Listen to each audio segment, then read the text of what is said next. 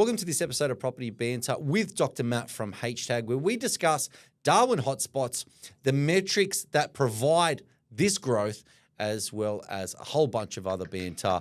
We hope you enjoy.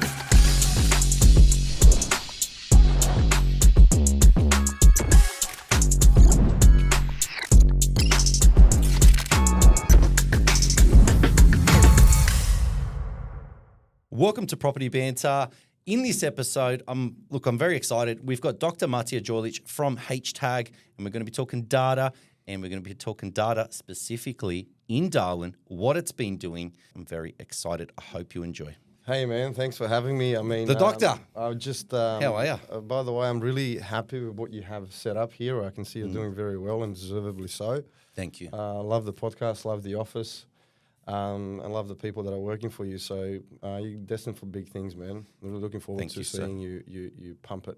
Thank you, sir. We are, and we're doing really well. And I'm very, very happy. And we've got a good vibe. It's like a family. It's like a family environment. Yeah. This is what's cool about it. Everyone's comfortable. You know, like I remember when I used to work in corporate, which this would be classified as corporate environment. You sort of tread lightly because you're afraid to make any wrong moves or sudden moves, but here it's a different thing. And usually, in those environments, this is where creativity comes to surface, 100%. We have a good, fun office. A lot of jokes and stuff. They're trying to get me to do TikToks now. We've got a new marketing manager starting, and apparently she does TikToks. I'm going to be forced to do the TikTok thing that these kids do. I think it's a different... Well, I don't know much about it, but honestly... I think you're not seeing me doing TikTok dances and shit. No, but I think it's a different game than Instagram. It's more raw. Yeah, I think you do well. You do well anyway. But you just want to see me dance. Yeah, but you don't have to dance in TikTok. Maybe, that's what TikTok was, isn't it? No, maybe some cats. I'm not even on TikTok. So. Maybe you should have some cats lined up or, I don't know, something like that. I don't know what the kids are into these days. I've been a kid a long time ago. I don't even have a TikTok account. I think TikTok is for the cohort that's in 20s and 30s or maybe even less. I'm not sure. We're out of touch, huh? Okay. 100%. But one thing we're not out of touch with, and that is the data. And most importantly, the topic that we're on is Darwin. Now, Darwin's been showing up on the data set since the end of last year-ish, moving second half of last year, right? The month would probably be October. I think that it was on our radar, and we've been looking at it, and jumped into that market at the dead set start of this year. The second we were back from holidays, we were in. Yeah, so I tell a story about that. I always tell a story. Can I tell a story? Why not? You know what? On this podcast, you can do whatever you want. Okay, that's great. So, by the way, so there's two parts of this story. So the first part is I was doing, I usually get briefs from clients to find them best locations for their brief, very particular about the brief and how that's aligned with data and all of that stuff. And Darwin was coming up in the shortlist, you're right, about, sort of halfway last year, towards the end of last year. And it was coming up always as, top one or two, in the top three, I would say, at least, one of the areas or two of the areas. And, I always say to our community in Mastermind that you shouldn't have bias. Oh, people love bias. Yeah, and, you shouldn't have bias because if you have bias, you are not analyzing information appropriately. When you think about it this way, I don't think our minds, this is why we have tech and tools that assist us. Like our minds do not have the capacity to distill 100 pieces of information in a moment and to make a decision from it, which is why you use tools. And if you have bias, you are sort of ignoring that whole process of, decision making from, various or multiple angles, and I always tell our users, make sure, you put your bias to the sides and you let the data speak. What is data? I always look at data as representations of behavior, So it's important to let the behavior essentially speak where you need to invest into. And anyway, coming back to the story is, it was coming up in the shortlist, top three, but I always used to put it on the side. I was like, okay, it's Darwin, and essentially I did what I always suggest people don't do. Yeah. I had my I've got to say, I do respect you saying that though. Oh, man, that shows it's the truth. It is the truth. I think I was ignoring it maybe until, the end of last year, and it kept coming up. It kept coming up.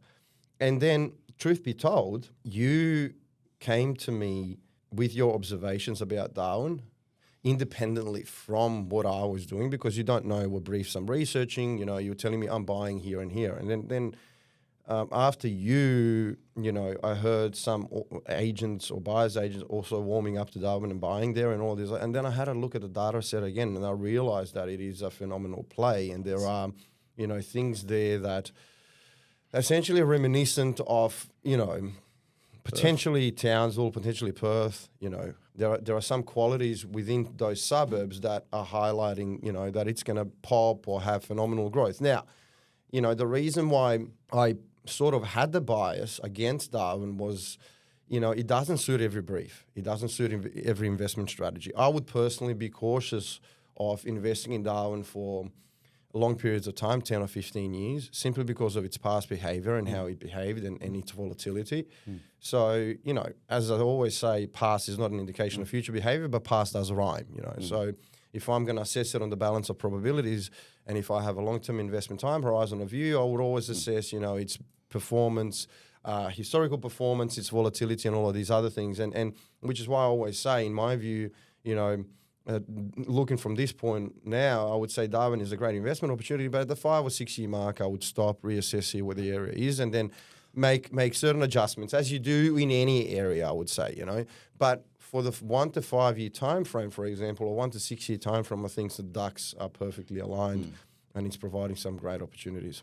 100%. So let's go back to the biases and the fact that we sit here and everyone in our space we'll talk about, and I'm not knocking anyone, right? We're just speaking frankly, right? Yeah. Can I knock someone though? Oh, why me? No. I'm just listen. I just want to see what the etiquette I can is edit here. this out. No, you can say what you want. Yeah. But let me talk first. Look, honestly, I just wanted to highlight the biases because you spoke about that at the start, and you said sort of you were putting it to the back, and the reason a lot of buyers agents do it, but yet we always speak about, and everyone on the socials will always speak about, remove emotion when investing.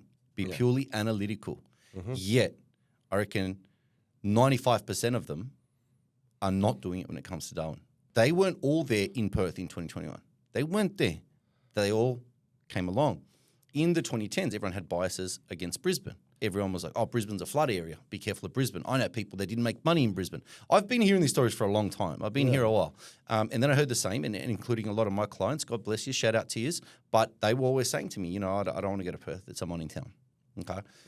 And some people would have told you the same about Townsville. I don't want to go regional. I don't want to go Townsville, Cyclones or whatever. Everyone has a justification as to why they don't do something. That's not analytical. It's just their bias. And we all have it. But I've seen way too many cycles to sort of brush Darwin. You can't brush it. When you have a look, and let's talk about the data. Absolutely.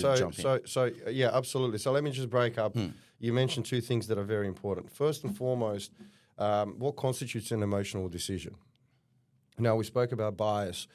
An emotional decision would be a decision that is excluding everything that is good about the area and focusing only on the bad. That is a perfect reflection of an emotional decision. Another aspect of an emotional decision would be if you follow everyone else. Let's say you're discounting something and then you move into an area a year later because it's growing and everyone else is, you essentially are saying, well, I'm putting my client in there because it's showing signs of growth. But what you're actually doing is that, you're changing your narrative and just following everyone else. And this is what happened in Perth, Not all of them did that, but most people. Now, by the way, you can invest in certain areas because it will give you certain returns within X number of years because it suits your brief, and that is fine. But coming back to the emotional decision would be one, if you go into an area because everyone else is going in it, and that's going to happen. That happened in Perth, that's happening in Melbourne, that will happen in Darwin, okay? Now, the second part that I wanted to discuss is that we first have to understand what produces growth, and the equation is the same for every area, Once we understand what actually produces growth, you are putting your emotions on the side and you are looking purely from that kind of analytical perspective. And again, Darwin has the same qualities, growth qualities or predecessors to growth that Perth had, that Townsville had, Now, not all of them. Some of those areas are better long-term, some of them are better short-term. But when it comes to that instantaneous and substantial growth, there are parts of that equation that, essentially can be replicated across all of these areas. Yeah. So coming back to data, I would say what are these I guess characteristics that can be replicated across Perth, Townsville and Darwin? Well, first and foremost, very high socioeconomic standards. So, socioeconomics is on our platform, and ABS does it. It's essentially ABS metric. It's an ERSAD score from 1 to 10. 1 and 2 would be disadvantageous area, socioeconomically disadvantageous. 3 to 7 or 8, I think, will be neutral, and 8 and above would be advantageous. Now, when you have a great, very advantageous socioeconomic area, that means that essentially people are wealthy in that area. Now that especially plays a role in combination with the price point. And this is where we come to the affordability question, or the affordability equation. So if you have very high socioeconomic standards in an area that has a very low price point, i.e. 500K, you are already, creating a perfect storm. So what does that mean? That means that people are wealthy in that area on the one side, and on the other side, property is as cheap as chips. It might be better to buy than to rent, because renting is much more. And you usually see those areas have very high yields currently, because rents were growing substantially for long periods of time, and it's more sensible for individuals to actually buy an asset as opposed to rent. So when you have those two ingredients, those are the essentially two essential ingredients that you need for growth. Now you move in further, and if you want to compound and make sure that you triangulate and you understand that, okay, it will happen for sure kind of thing, then if there's supply scarcity, I mean, Zuccoli, for example, has one property for sale or none, I would say. I think I spoke to CM the other day, our friend, and he was researching Zuccoli, and there was not even one property for sale, Now, if you have severe supply scarcity combined with very elevated socioeconomic standards in unison with very high levels of affordability, think about it through a common sense lens. If I can't buy a house, okay, I have a lot of money, property is very affordable, I want to buy a house, but I can't because there's no listing. That means as soon as one listing appears or comes online, I'll be willing to pay more than the next person that I'm competing against, which is going to increase pricing. Simple 100%. as that. Yeah, 100%. So when I looked at it, I seen an ERSAD score of 10, super high ERSAD That's score. Zuccoli, yeah? That's Zuccoli, right, in the Northern Territory, Zuccoli. So Zuccoli is in Palmerston. It's a little bit further out, but it's the newer estate. So a lot of it is built in the mid-2010s. So a lot of the houses aren't very old. And it is the newer estate where a lot of families are living that are actually, it's a part of Darwin where, with the high socioeconomic score, people are earning good money, okay? And the houses are still cheap. The houses are still, when we were buying them in January, February, they were 600,000, high fives, 650 for a 422. We look for the side access and all those. As much, and we love buying pools up north, so Cairns, Townsville, Darwin, we buy a pool, right? So we look for that owner-occupier appeal, and we're buying it for 650. Now, why I like it is when I see a 650 house, it's renting for $800 a week or $850. That's a no-brainer. Now, remove the bias for a second and remove the Darwin, the name from the equation, right? Just like Perth, you had to remove. You can see that for the locals, now there's no supply, and the people that want to buy, where do they want to buy? They want to buy maybe as a Zuccoli because it's a more of a family neighbourhood. It's more, it's got more of that owner-occupier appeal because it's newer. Right, they're not going to go to the worst, lowest socioeconomic equivalent, being a Mount Druitt or a Logan Central of that area, which there are buyers agents buying, and that's okay. But for us, we went straight to this area because of the high ERSAD score, which shows that it's relatively affluent too, and it's affordable, right? So now when we look at affordability, it's showing 19 to 20 years, 19, 20, 21 years to own, right? That's absolutely ridiculous. But then you also put yourself on the ground. Now, if you're on the ground and there's no stock, you need to buy. The houses are only 10 years old because we don't want to be renovating in Darwin. So we're buying good quality assets that are minimal maintenance so we can exit whenever we exit, right? Don't need a renovation. Now, on top of that, when you look at rents for $800 and $850, from a local's perspective, they're going to be looking at that going, well, hang on, I'm not going to pay $850. I could just buy myself a 422 and that's it. And people are sick of paying that because rents have skyrocketed. Why? Because of the bad market sentiment, because Darwin's had the downturn for a long, long time and it hasn't moved. That $600,000 house was also $600,000 in 2012. Yeah, but that was the same for Perth as well. Same. So it's this delayed It's delayed gratification. You know, think about scarcity in general, you know. And you just mentioned something. You said that the affordability index is at 19 to 21. Now, affordability index is a hashtag metric, but essentially it just highlights, you know, how affordable the property is for a household within that particular suburb.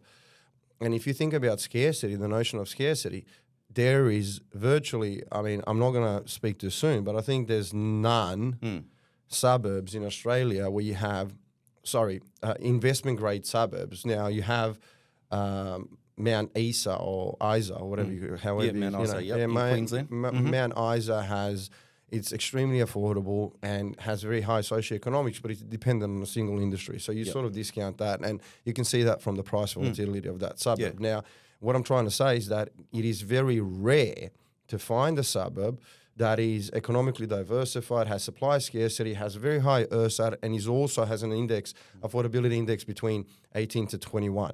So if you're thinking about scarcity from a suburb perspective, it is extremely scarce to find that.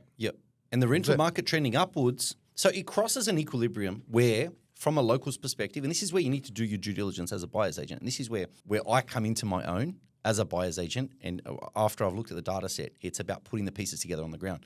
And I'm looking at open houses with 30 people, right? That's in Zuccoli. There. Now, that's not including the buyer's agents now, because there's a lot of buyer's agents hitting the area. But that doesn't include me looking at it, right? That doesn't include the other buyer's agents. That probably there wasn't too many when we were pretty much the only one in that suburb when it started, right? But they all came a few months later.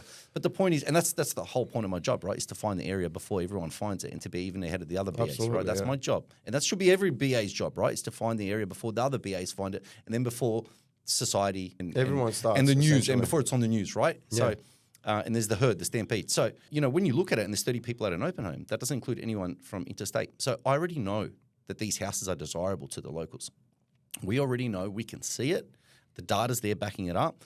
It's also the locals there going, well, hang on, I'm sick of paying 800, 850 rent. So the market's that tight that negative sentiment has held it back. No one's gone to buy properties in Darwin because they're all in the locals' mind. It's etched in their mind for 14 years that this is a bad market and I'm just not going to invest in Darwin. I'll go I've bought people from Darwin. I've bought them Brisbane investment properties and they'll never buy Darwin, right?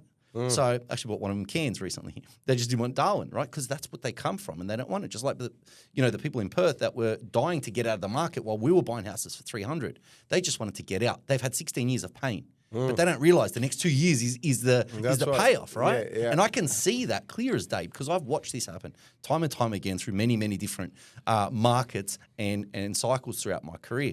It was clear as day. Yeah. See, you said something that's very important, you know, and I remember when the Perth was the flavour of the month or the year, you know, if you mention something against Perth, you will cause a witch hunt on social media.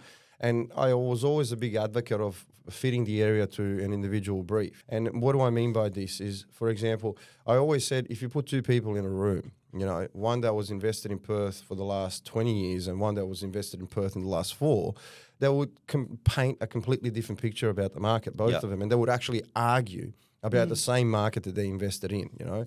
So everything moves in cycles, and it's, as you said, anticipating those cycles before everyone else that makes a huge difference. You know, and I think that notion of the amnesia that people usually have, and we all suffer from it, you know. First, we have an amnesia about what happened before, and we disregard it. And then the second, we think that once we have it good, we have this psychological bias towards perpetuity, which means that, you know, people believe that if I have a good now, Perth will continue to be good indefinitely. And it doesn't work like that, you know. Again, it comes down to behavior. You know, when things become overpriced, I always use an example of an elastic band, you know. And if you stretch an elastic band to a point where your physical constitution can't hold it anymore, it compresses. And it's the same thing when it comes to purchasing and affordability. You know, you come to a point where markets become saturated, you know, certain cohorts start dropping off, and it's usually the owner-occupiers that start dropping off, because when you think about it from the perspective of an owner-occupier that's in a particular suburb in Perth, and they, you know, they saw prices increase in front of their eyes for the last 3 years to a point where, to a local, it's like, because a local doesn't have an unbiased perception of value. What do I mean by that? Is like the local doesn't do a superimposition across every market, or, you know what I mean? No. What they see is just what's in front of them. And they realize that prices have increased by, you know, 500K in the last 4 years. And then they start dropping off. The locals or the owner-occupiers start first dropping off because of the very high levels of unaffordability. It naturally won't represent value. So then that market will become the Sydney city crowd, where it's like, well, hang on a second. It's too expensive for me to own a terrace in Bondi or whatever it may be. Exactly. Well, we're going to rent-vest now. And we're going to go find that next market. Correct. Which is super low affordability. Correct. It's got all the metrics aligning, and then they'll go there. That is how cycles happen. You see a certain cohort dropping off, not participating as much in the market, and this is where price starts stagnating and dropping off. Now everything moves to cycles. In the same way that Darwin saw lack of participation, or some areas in Darwin, from owner-occupiers cohort, and then, because it's been happening for such a long time, when something stagnates for a long time, the shifts are much more forceful. The mindset has changed. It's hard to repair it. Like a lot of people had that Melbourne hangover in Melbourne. A lot of the locals, they weren't looking at the Melbourne property market the way we looked at it and seen value.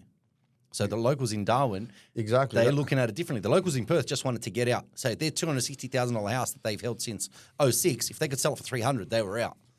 Yeah, exactly, Right? exactly. And that's based on their bias. That's emotion once again. And again, see, this is one thing as well. Like there is a case for borderless buyers agents in a sense that, try to understand a specific market and buy only within it. Now, the problem that I see with borderless buyers agents is that, you cannot see value in other areas and then put your clients in other areas that are at a particular position in a cycle. Now, does that mean that you should have an intricate understanding of the area that you're buying in? I would say so. You should always visit the area. I like to visit the area before we buy, always. Exactly. Yeah. But, for you, for example, who is a buyer's agent that buys everywhere and has been to all of these markets for the last 20 years, it becomes easier to anticipate where the growth is going to move and then capitalize on that for your clients, because, again, everything moves in cycles. Now, let's say Sydney is, not returning as much. It's at the bottom of the cycle or whatever you want to call it. Now, if you're a buyer's agent that's buying particularly in Sydney, yes, you can find great assets that might return more, but when you look at the percentage growth returns, you definitely have markets that are returning more in elsewhere, like, for example, in Durack. Now, again, Durack or Zuccoli, it suits a different brief, you and I have debates about this. I like you're Durack, man. I'm Zuccoli. Yeah, that's right. I'm more... And let's look Hey, I'm going to call you out now. Yeah. Remember? I was like, Zuccoli, where's Zuccoli? And you're like, where'd you get Zuccoli from? It's Durack. Yeah. Because when... the reference for everyone... So everyone at home understands what I'm talking about. When you look at data sets, you see what looks better on the data set, right? And Durack on a data set looks really good. Yeah, right? there are like the reason why Durack was coming up in the shortlist is because more than Zuccoli, I think it's because of in Durack, I think I'll have a look at the data set. You got to think back like but 6 I have months to ago see. No. I can pinpoint it now, but there's a reason for it. I think days on market or something like that was a little bit higher in Zuccoli. So it didn't fit the warm spot back then. It didn't fit the warm spot narrative. Now, this is what I always say when it comes to filtering, databases are monolith structures in a sense that they're very rigid. So you have to be very careful with the ranges that you set for the shortlist that you produce because you can set a very tight range for something and then you can exclude a suburb that's also good, Now, I do still think, in my view, that, and I'll explain why. And for everyone at home, just explain that to them. So when we input and when we do our data, just the slightest change or inputs in things can yield totally different results. Yeah, absolutely. I mean, if I look at, for example, let's say, you're trying to build a filtering algorithm. This is what I call an area that builds a filtering algorithm, and it will relate back to the brief. So in order to save me actually entering all of the metrics, I'll use one of the predefined strategies, and let's say we use, 550 to 850, long-term low-risk equity extraction time frame 2 years. So it pre-populates the algorithm. Now, just so I don't speak about the algorithm completely, I just want to say that every metric has a range. Now, for example, I can, why did I set the range at 1.5 stock on market? Now, I can set it, I prefer the 0.5. I prefer it. Of course I do. No. But if I set it at 0.5, I might exclude a screamer that has a 0.6. So you need to be very careful with the ranges that you set to actually, I always use the term cast a wider net. So it's one of the reasons why probably Zuccoli wasn't in the shortlist and Durack was. And I would need to readjust this algorithm. Now, both are, I do still think that, and I'll go through That's why it's Durack. important to, yeah. I'll go through Durack. This is Durack, for example. Now, what do we see? Typical price is sitting at 601. It has grown 2.5% in the last month. Sorry, in the last year. We see 3 bedrooms growing a little bit more. If I move down, the things that I look at industry diversification. Yes. Everything is great. No flooding, no bushfire risk.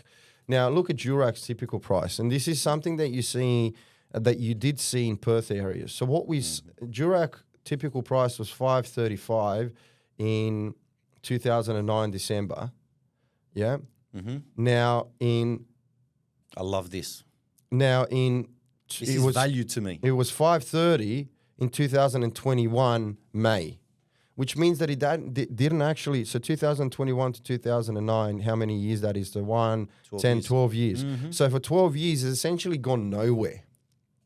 It's gone nowhere. Now, do I like the shape of this typical price? No, I don't. If I'm a long-term investor, I would take that into consideration, put a question mark around it, and then in terms of probability, I would say, is there a higher or lower probability in future that this area will stagnate? Well, judging from the past and historical behavior, there is a higher probability. This area will never perform the way a Sydney performs. Yeah, exactly. But that being said, absolutely. That being said, Melbourne would have performed the way Melbourne performed. Yeah, but hold on. That being said, you can still, Perth has generated 100% returns in 3 years in some areas. Yeah. So in some areas you wait a decade for 100%. In others, you can get it in 3 years. Now, the market gives you what the market gives you. Sometimes you won't be able to find these areas that will give you the 100% returns in 3 or 4 years. Now, I'm not saying that Durack will. That don't come around always. No. Yeah, but it looks, because you were stagnating for long periods of time, what happens as a cause of the stagnation? You have very high levels of affordability because the median incomes have been increasing for the last 12 years in Durack. But the prices haven't. So the purchasing power is there. Now, what else do I like? So the growth rate cycles, again, see, in comparison sense, I look at the growth rate cycle and it's not perfect. I don't like these shapes. I don't like the fact that he spends a lot of time in the negative growth zone. It's sort of treading the zero line. You see a bit of a pump here and the back end as well. But, on a balance of probability, if I compare it to other areas, it's not perfect. Now, what I like about this area and what is reminiscent of some of the Perth and Townsville areas is that it has very high socioeconomics, 9 out of 10.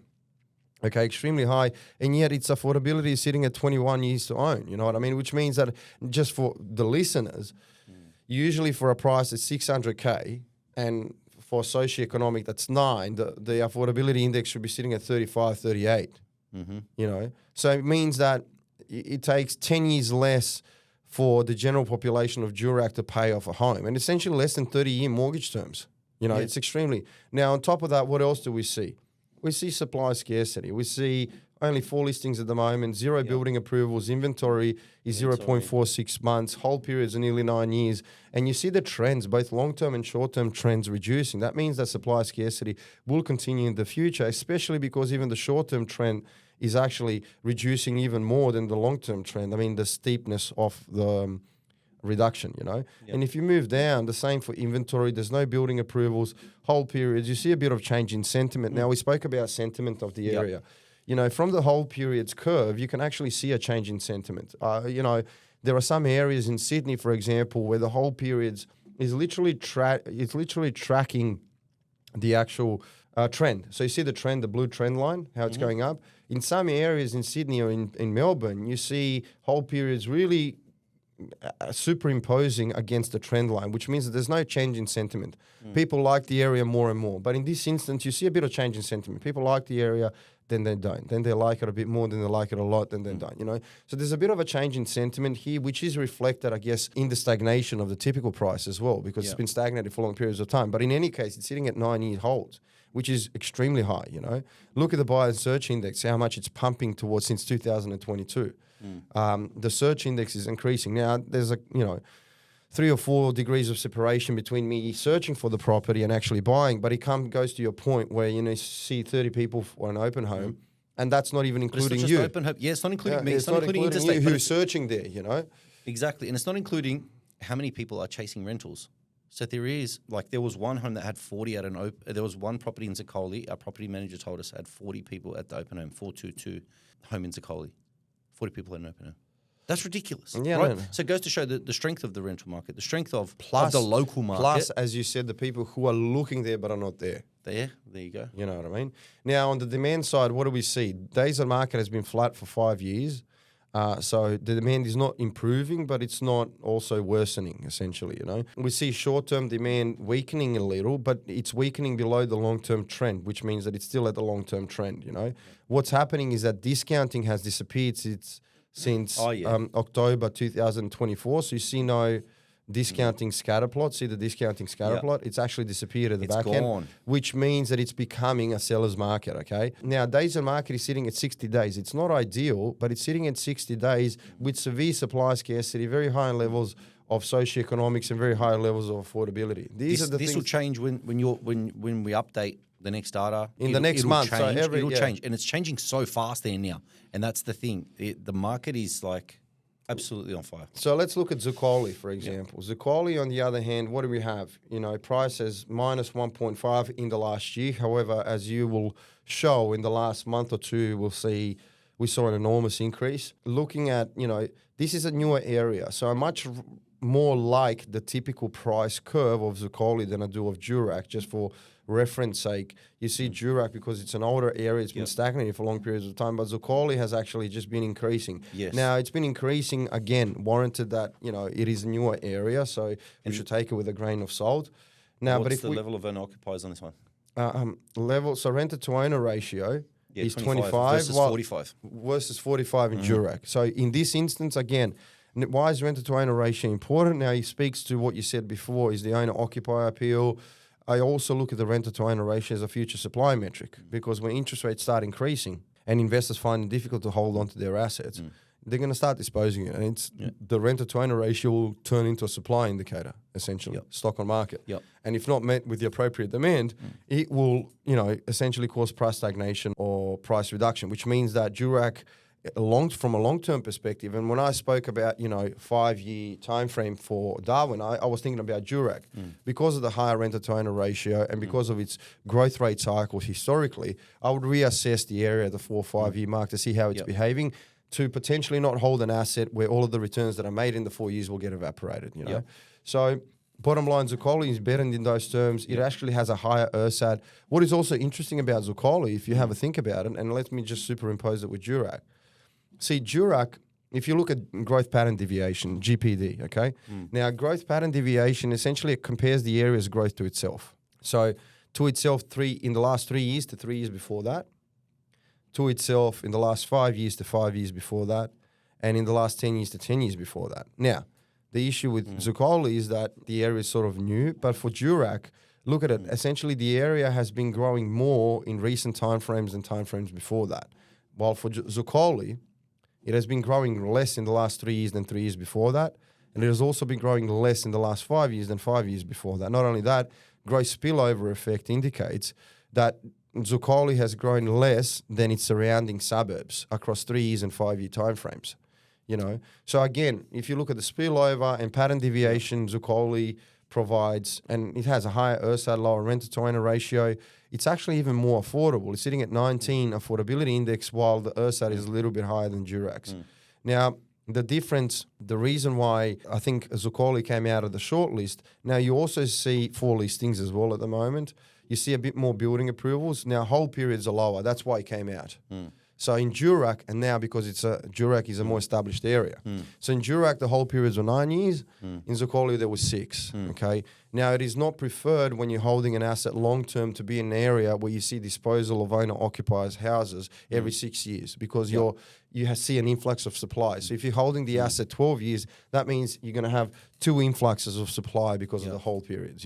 And also, what I saw in Zuccoli was that long-term days on market has been weakening, because the trend is increasing for days on market. Now, what's happening in the short term, you see a sharp deviation. You see the demand improving much more, and days on market actually sitting below the long-term trend. So you can see a shift in appeal of the area. Now, 3-month rolling average is very similar to Durack's. Durack was 50, I think.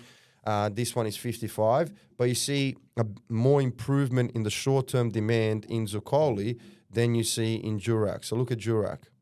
Durack is actually a little bit weakening demand in the short term.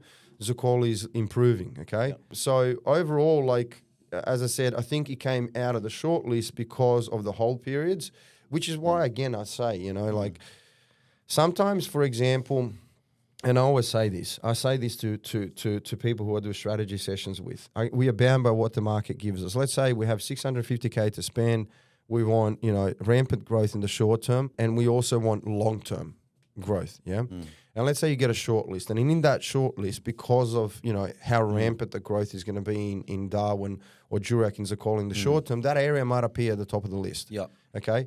And then some other areas below that have both short-term and long-term potential. Now, you have to make a decision. This is where the discretion comes into play. As a knowledge user or a buyer's agent, you have to assess and say, okay, let's put pen to paper and let's assume that, Durack and Zuccoli will grow X amount in the first 4 years, but it doesn't have long-term potential. What I'll do is I might invest in those areas, but I'll reassess at a particular time frame, hoping that because of its alignment and high levels of affordability and socioeconomics, it will return 50%. Even 50% returns are phenomenal in 4 years. Let's talk about that. So, and you should be reviewing your portfolio and your purchases. We do every 6 months. I think if you are looking to exit, you need to keep your finger on the pulse monthly. You need to know when to exit and time that exit perfectly. And that can be done, right? There's a variety of ways that can be done. Let's talk about why we've gone with Zuccoli here. I really love the 10 ERSAT score. It shows that it's got very strong socioeconomic dynamics there. It's an affluent suburb. People are, in work. They're getting paid well. It's a desirable place to live with a stronger ownership ratio to renters, right? Correct. So based on that, I prefer this area. I also like the fact that it's similar, like it's kind of like an estate on the fringe. And being an estate on the fringe, it doesn't have a lot of, traffic going through it. So there are areas of Darwin that aren't desirable. Okay? There are areas of desirable. Absolutely. And there's high crime rates and so on. Think about it this way. And this is, sorry to cut you off. We're speaking about 2 areas in Darwin. Yeah. There's a whole That implies that there's a whole bunch of areas that are shit. Yes, and we're just talking about the 2 areas that one, Durack, like we talked about Durack and it was on the data set. Zuccoli was also very good data. I've gone the Zuccoli way. You were more Durack. More Durack. And that's why we're talking about these most two. probably buying Durack as well. So that's why I'm talking about it. But it doesn't really matter. You won't. I'm gonna stress. I'll convince you otherwise. But anyway, that's the point for everyone listening is the Durack Zuccoli thing is just, it's a me and Matija thing. And hence why we're openly discussing these two. But there's obviously, plenty of suburbs to look at. There's a lot of ways to analyze the data and so on, right? Well, to say that, there are a lot of other opportunities, but I would say that these are the top ones.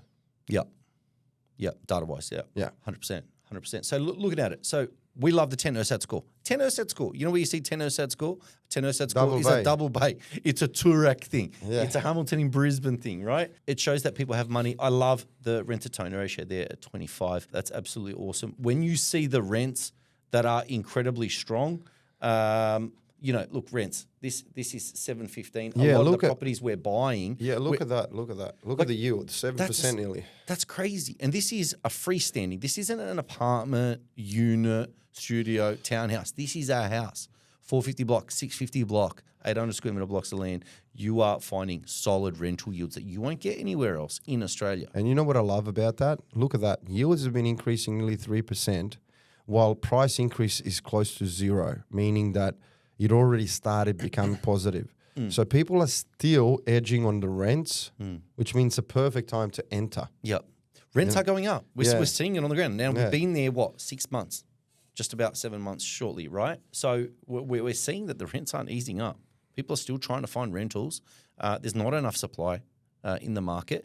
And when you see that, it becomes more appealing for that individual to go, hang on a second, well, we should probably buy. It's cheaper to buy. You may as well own it. And then the market sentiment starts coming back. Exactly. And definitely when you see 30 other people at an open home, that definitely shows that there's competition, right? So that's why we love that. And because it's got the higher the owner ratio. Owner to renter ratio. Right. Yeah. So that's why we like that. And the only time I've ever seen this type of rental yield, strong rental yield, it's usually followed by growth. Right, especially when all the metrics align. So Perth did the same thing. Townsville was sort of Townsville did there. the same It wasn't from memory now. I remember people started moving. Townsville became flavour of the month in 2024. You know, now Townsville has been growing substantially for the last 7 years. When I say substantially, more than 10% a year. Yeah. But it wasn't the flavour of the month because everyone was in Perth. You know, so both Townsville and Perth had the higher yields. You know, and it is a great precursor. Yep. It is a great precursor to. Think about it this way. It's one that you sign a lot of weighting to. Yeah. So, what to think about it this way. The high socioeconomics and very high levels of affordability are a great precursor for owner-occupier cohort. The yields are for the investor cohort. Yes. You know, but that's what makes a well-balanced market. Absolutely. Well, it's not. Well, I wouldn't use the term well-balanced. I would say in terms of appeal, like a market that's set for a boom. Absolutely. Is first home buyer has investor appeal because the yield's there and owner-occupiers want to live there. And when you've got all the markets covered, that's the most conducive. Absolutely, but think about it this way: what is growth? Growth is when you and I compete for something that's scarce. Yep. So if you have a large owner-occupier cohort, and then you have a large investor cohort competing for the same asset, what do you think will happen to the price of that asset? Well, it's going to go up. Yeah. And that's why we've got this actually. So when we look at Zuccoli here, we've got sold. There's a few that have just gone super cheap, but you can see what's happening with a lot of these. Look at this, 422, 540. I mean, we were buying these things for low sixes, like just a few months back. Low sixes, just a few months back. This stops. And there's a lot now. Look at that, 726, 422, right? This type of property we're buying for $100,000 less, literally just 3-4 months ago. Yeah, that's phenomenal. This is ridiculous returns, right? But it can move super quick. 715, 422, 400. We're buying these type of 422, 630. Right, so that's just under 100K, 85-ish. Hopefully my maths, right? But you look at that sort of again in a matter of months. That's ridiculous. And I've heard that there's another comparable just on the weekend at 870 for a 422, right? So they're jumping up super quick because the owner-occupiers are trying to get in, the investors are there. But why we like it is because when you look at that affordability metric of 19 years to own, but you get a 10 URSAD score, that market has the capability. This is not, the lower socioeconomic Logan Central or Mount Druitt or Broadmeadows, for example. And even Broadmeadows is going to perform shortly. It currently is. But what I'm trying to say is that the local market are all, employed, they're fairly affluent, and they have the money to pay for this market. They can pay $1 million for a property there. It's not a problem, right? Well, so that's why the 650 can quickly move. Yeah, and it is. But it's not just that. It's the perfect storm of that plus no supply. Oh, well, that's the standards. You know Demand supply metrics have to. Yeah. Any business, doesn't matter whether it's real estate or something else, that has to add up. And I always say to people, like, as I said, think about common sense. Like if you have money to buy something and there's, you can't get your hands on it, like a Labubu doll. Jeez.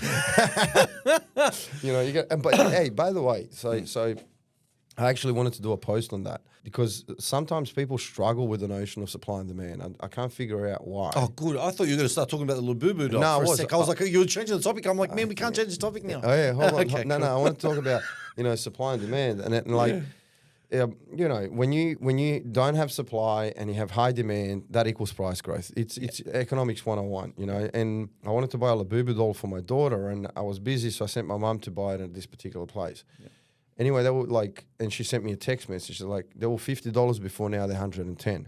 They were $50, like, let's say, 10 days ago, now they're 110. Why? They haven't got them they haven't got enough stock, but there's a lot of people wanting to buy, so they increase the price. Very simple dynamics when it comes to property as well, So piggybacking on what you mentioned is that you have a lot of dry powder sitting on the sidelines, i.e. people are wealthy in that area. The property is extremely cheap for those people, and then you don't have enough property to buy if you wanted to. And then they've also, at the same time, had enough of the rents going all the way to 800 because those rents are like Sydney rents, right? So the rents have gone up. So now they're getting the shits with the fact that the rents are so exorbitant. So yet they have the money. Think about it this way then. Let's say in Durack, let's say renter to owner ratio is a negative, but it can also be a positive. Yeah. Well, if there's a lot of renters in the area and rents are expensive, that high percentage must shift to ownership. This is interesting. Do you know what I mean? Like, you might have people who are, as you said, sick of rents and sick of renting, and they can afford to buy a property. So that high renter to owner ratio might sort of reduce or evaporate because people will shift towards buying. With that 9 URSAD score, it definitely shows that they're capable. So they can. Yarrabilba is a great example in Brisbane here. When the estate was set up, because a lot of these newer estates, and Durack's not too old. It's a little bit, it's older than Zuccoli, but a lot of these estates, depending on who it is and their channels in which through they sell, right? Some of them sell directly to, SMSF companies and stuff like that. So Yarrabilba had this large portion of renter to owner. Why? Because everyone in Sydney was sold an SMSF off the plan for $350,000, 10, 15 years ago. But that's gradually changed. As it's become more expensive, everyone's trying to get in the market, and first home buyers tend to come in and go, well, hang on a second. We want to buy. We can't buy in Brisbane because Brisbane's, getting close to the city's $1 million. We'll go to Yarrabilba and we can get in cheaper, $750K right now, whatever it is. You can buy yourself that 322 and get into your first home. So that percentage is now changing, and the investors are like, well, we're glad we're getting out now because we've cashed in. The property's doubled since we've had it, and now the owner-occupiers are coming in. So it's definitely going to happen there for sure. Now that the market sentiment has returned and that the locals are realising, hey, well, you know what, the market's going up, I'm going to miss out. And they will come back, and they are coming back. Yeah, you know what's funny now when I think about it? As I said before, I fall into my own trap sometimes. I'm a human, and I succumb by bias. But it's interesting how people, if they're just a little bit reflexive about the overall industry in the last decade or 15 years, you always have the naysayers. You always have this process where individuals bag an area for some reason. Like, you have a lot of vested interests as well. 100%. The beauty about my position is that I have no vested interest in anything. I'm a data provider. Yeah. And when I speak about an area, it's not because I'm putting all of my clients into that area or not putting all of my clients into that area. Buyers agents do that. Let's face it. Yeah, you know what, it does happen, and I understand it. Now, if it's ethical, like maybe, it's another podcast. By the way, I've kept this quiet for 6 months. We're only doing this now because I haven't seen a market grow so quick right now like this. And I just want to highlight that with Darwin. But 6 months we've been quietly doing it. I haven't posted where I've been buying, but we've been just buying.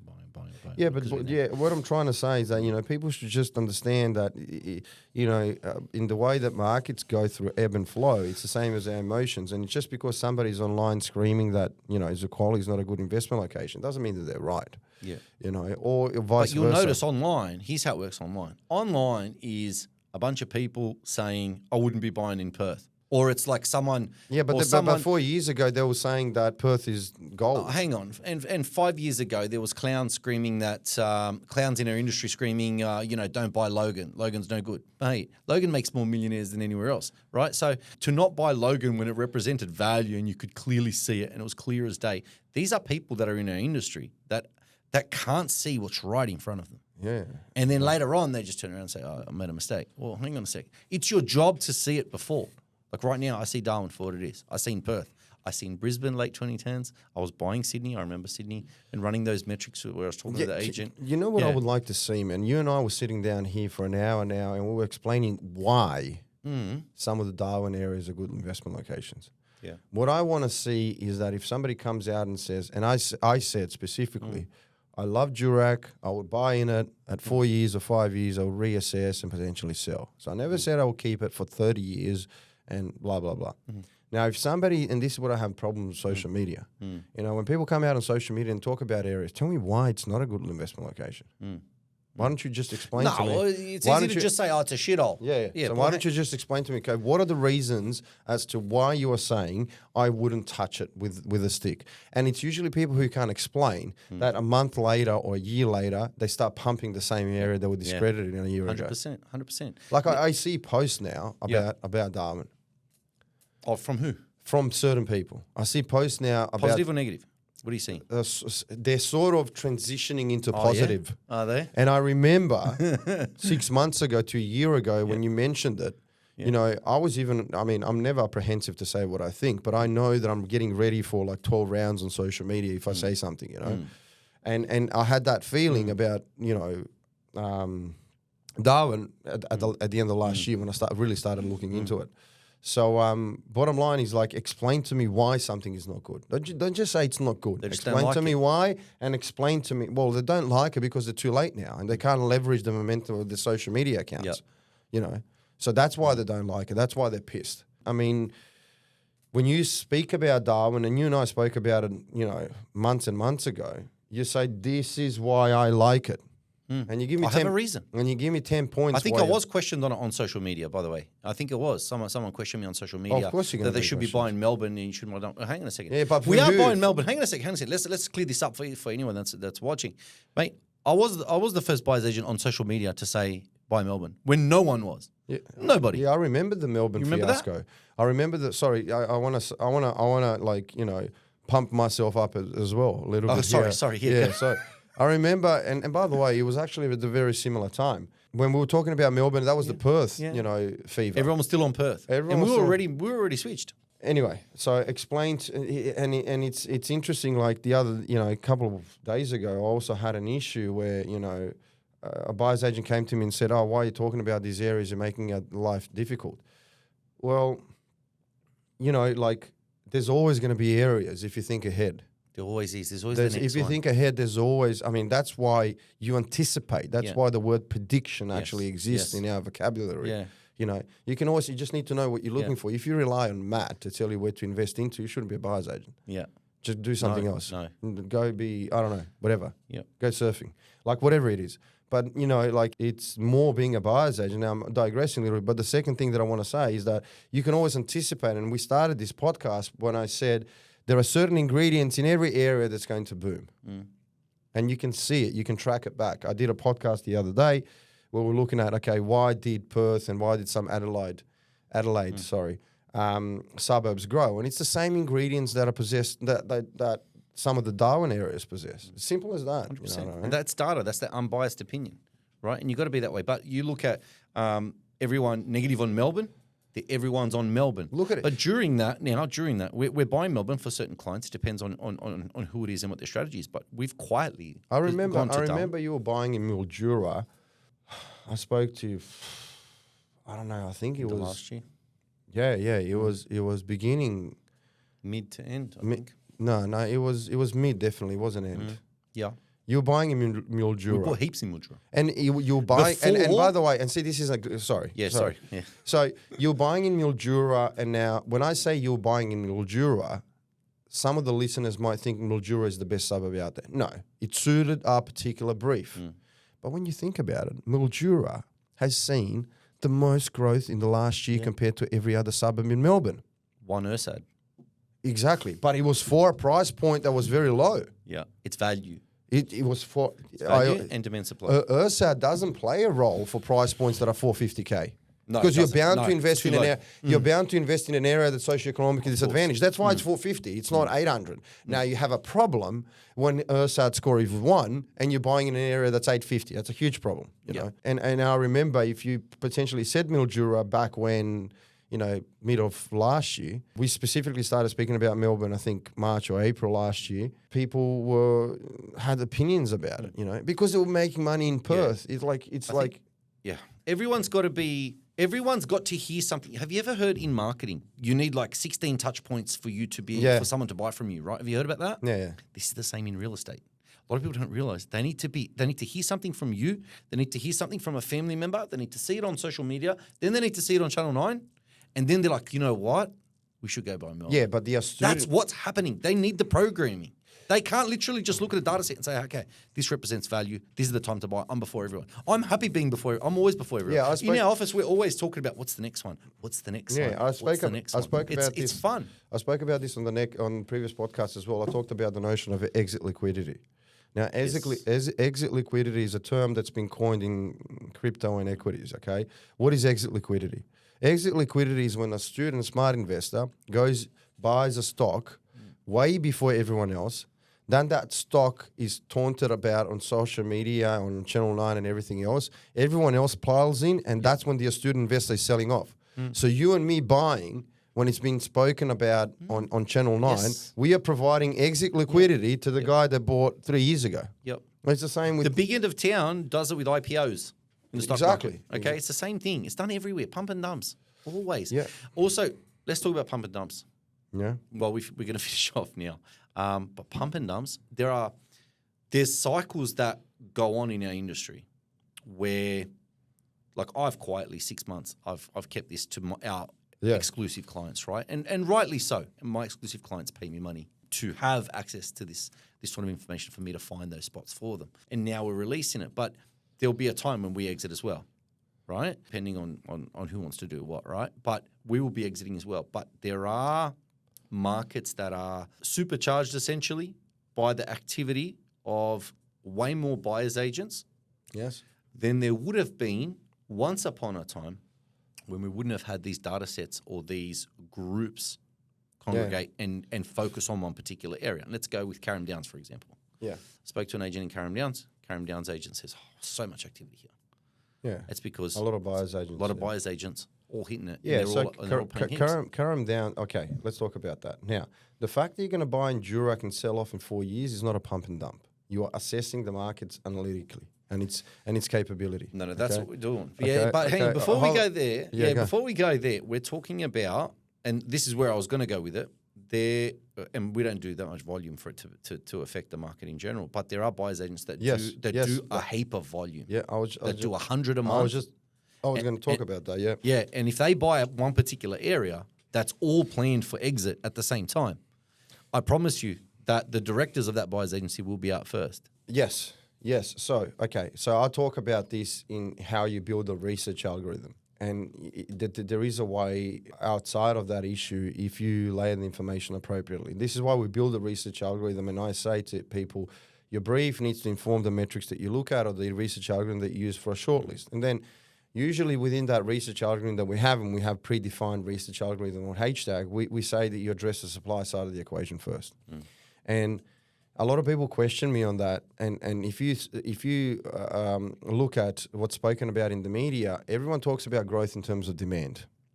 Okay, that's the first. But you need both supply and demand to understand growth. It has to be restricted. Now, why do you address the supply side of the equation first? You address it because you can't control it. The government controls the supply. Okay, so first, in order for you to have a higher certainty or higher probability of an outcome, you need to address the things that you can't control, which is the supply side of the equation. I can control the demand side. I can tell we have 3,500 members in Mastermind. I do a post and I say, guys, we're all going to Ballarat. I control the demand side, and I'm manufacturing growth from the volume of individuals that are purchasing there. And add on top of that, I call a buyer's agent who does 100 deals a month, and I say, listen, put your guys in Ballarat as well. Okay. Now, there are two things to that. First one, I'm still going to see no growth if supply is rampant. So that's the first side of the equation. That's true. The second thing is that, yes, I might see growth, but if the growth is not made on the fundamentals of the area, if I've manufactured it from my demand, that's called speculation. That's a pump and dump scheme. Okay, because I'm manufacturing growth from demand, I'm getting a network or a cohort of individuals to buy in the same area. And by the way, if I'm buying for all of my clients in the same area, that means I'm not buying for them, I'm buying for myself. I'm not buying for their brief, because their brief every brief stipulates a different shortlist. It stipulates a different hierarchical arrangement of that shortlist, which means that inadvertently, if we're buying for a particular brief, we should all be looking at different areas. Now, there are crossovers when it comes to investment grade areas, in the same way that there's only a finite amount of investment grade assets. So you're going to see some crossovers between shortlists for different briefs, but you should be looking at different areas. If you have 100 clients, and all of those 100 clients you're putting in Ballarat, you're buying to pump your bags. Yeah, but Matija, there's buyers agents out there that don't do client brief and outcome. They're doing, we're just buying this or we're just buying that. That's what they do. They don't do a client, the ramifications. brief. That's all good and well if they also manage the exit strategy of that client, and I don't think they do. Now, if they're buying for all of their clients in certain areas, they're going to manufacture growth forcefully, okay? And that client will make money. Now, the problem becomes that if you don't buy in an area that has the right fundamentals, that, again, it's going to start subsiding, it's going to shift. The more forceful the upside, the more forceful the downside. Yep. Now, are those buyer's agents also developing and managing exit strategies of their clients? The answer in most instances is no. And if it's no, they're doing a disservice to their client. Now, my main goal as a guidance or advisor is to make money for my clients. Now, the second goal should be to make money for my clients responsibly and ethically, okay? Now, I'm a responsible professional if I'm trying to manufacture growth from pump and dump schemes to, in the same way, manage the entry but also the exits from that area. But you don't see the management of exits. That's the problem. You see purchasing in an area, the client sees 100K return in 2 years or 1 year, great buyer's agent, pat on the back, that's it. But nobody knows what's going to happen thereafter because those voices become silent. Okay? So that is the problem. So if you have the capacity to manufacture growth, my always suggestion would be manufacture in an area that has the fundamentals anyway without you and will grow without you. Okay? Otherwise, you're irresponsible if you're not managing the exit side of things for your clients. Yep. Now, regretfully, we live in a world where essentially the appeal of a service is based on returns, and I think it should be. You know, if you're making money for your clients, you have a good service, and I agree with that. Now, there are nuances to that as well. Returns, at what time frame, for how long, et cetera, because we are in the business of building portfolios for our clients, securing their financial future. And in order to secure their financial future, a future that's going to emerge in the next 10 or 15 years, we have to make sure that what we buy for our clients not only returns in the short term, but also returns in the long term. And if you're buying pump and dump and manufacturing growth, you're going to buy in areas that are speculative and therefore will not return long term. Yes, I might return 30% in the next 2 years, but when it reverts back to the mean, that growth evaporates if I don't exit that area at the right time frame. So yes, you know, these things do happen. As they do in any industry. Apple controls the market. Apple makes sure that, you know, you don't build apps in their stores that could disadvantage their business. Now, this is, you know, the dark side of capitalism, you know. It does happen. Now, you have a fiduciary responsibility towards your client that if you're doing that, you're also have an exit plan. And you say, so when I speak about Durack, and if I speak to clients about Durack, what I would say is, have an exit strategy at 4-year mark. If you generate 80% of growth and the data doesn't look great, exit.